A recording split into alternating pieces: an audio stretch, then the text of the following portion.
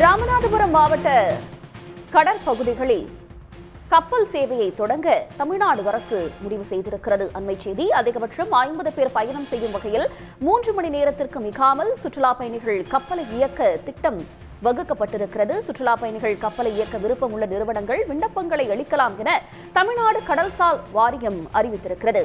ராமநாதபுரம் மாவட்ட கடற்கரை பகுதிகளில் சுற்றுலா பயணிகள் கப்பல் சேவையை தொடங்க தமிழ்நாடு அரசு முடிவு செய்திருக்கிறது.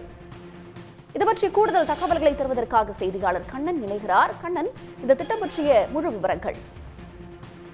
தமிழ்நாட்டில் உள்ள கடற்கரை பகுதிகளை பொறுத்தவரை ராமநாதபுரம் மாவட்டத்தை சுற்றி உள்ள கடற்கரை பகுதியானது மிக முக்கிய பகுதியாக பார்க்கப்படுகிறது. இந்த கடற்கரை பகுதியில் 21 தீவுகள் மற்றும் ஒன்றும் 3600 வகையான அரிய வகை கடல்வாழ் உயிரினங்கள் உள்ளது. எனவே இந்த 21 தீவுகளும் தேசிய கடல்சார் பூங்காவாக மத்திய அரசால் அறிவிக்கப்பட்டு மன்னார் வளைகுடா உயிர்கோள காப்பக அறக்கட்டளை மூலம் கண்காணிக்கப்பட்டு வருகிறது. இந்நிலையில் இந்த ராமநாதபுரத்திற்கு வரும் சுற்றுலா பயணிகளின் எண்ணிக்கையை அதிகரிக்கும் வகையில் ஒரு பயணிகள் கப்பல் சேவை இயக்குவதற்கு தமிழ்நாடு அரசானது முடிவு செய்துள்ளது. இதன்படி ராமேஸ்வரம், பாம்பன், தேவிப்பட்டினம் உள்ளிட்ட இடங்களை உள்ளடக்கி சுற்றுலா பயணிகள் சேவையை இயக்க தமிழ்நாடு அரசானது முடிவு செய்துள்ளது. இதற்கான ஒரு டெண்டரையும் தமிழ்நாடு கடல்சார் வாரியமானது வெளியிட்டுள்ளது. அதன்படி அதிகபட்சமாக 50 பேர் பயணிக்கும் வகையில் ஹை ஸ்பீடு என்ற ஃபெரி என்று அழைப்பார், அதாவது அதிவேக அந்த பயணிகள் கப்பல் சேவையை இயக்கும் வகையில் இந்த திட்டமானது வடிவமைக்கப்பட்டுள்ளது.